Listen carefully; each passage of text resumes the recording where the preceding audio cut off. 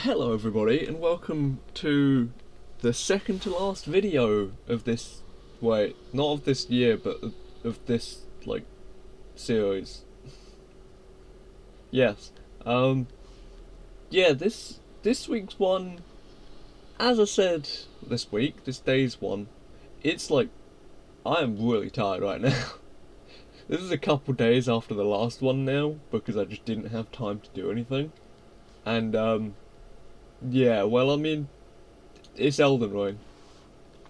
This was a difficult choice. Like, a very difficult choice.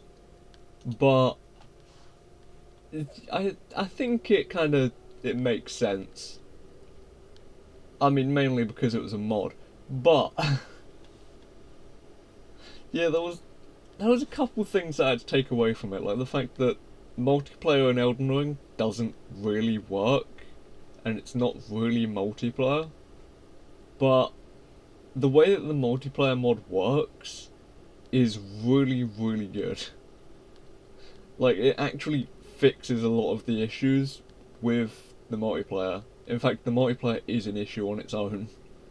But it's just, normally, the way you have to access it is you have to find either these failed finger remedies or a plant that will allow you to craft them. And after a while, that gets a bit dull, because you will end up having to grind for them, because every time you want to join someone else's world, you will have to use one of the remedies. And that's just really annoying. But this completely fixes that. And it's just such a good mod to have. It just sucks it's only on PC, because you can't mod on consoles, obviously. But it was such a good time that me and Dylan had playing this game.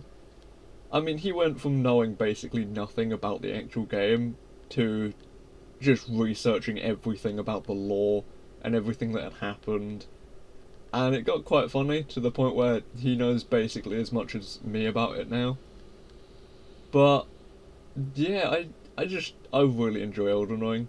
I really enjoyed playing it on my own, to the point where, as I'm pretty sure I said yesterday, the the base game for Elden Ring, without any mods or anything, was like one of my favourite games, if not my favourite game, the year they came out.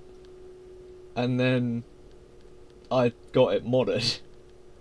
And, well, if you've seen any of my other modded stuff, you can tell that makes it go very, very badly. Me adding mods to things is quite an issue. But it just made the game look so much better. And I mean, granted, by the end of it, I had modded the game to the point where I could one-shot every single boss. But I didn't really use that, because that felt like too much cheating. Until the DLC, but that's a different issue. But yeah, this game was just, it was great. Playing through it with another person who didn't have to just keep rejoining the game was just really nice. And most of it was live streamed, so yeah, that caused some fun. But this is just, there's not really much else I can say about it. It's a Souls-like that's multiplayer, and it's not something like Remnant 2 or Lords of the Fallen. And that just, it's a proper game. It just makes me happy. And it's literally just a mod. But anyway, um, yeah, I've put this at the number 2 spot, which makes it really obvious which number 1 is. But I'm sure everyone will understand why. And for the reason why, I will say tomorrow. Bye bye.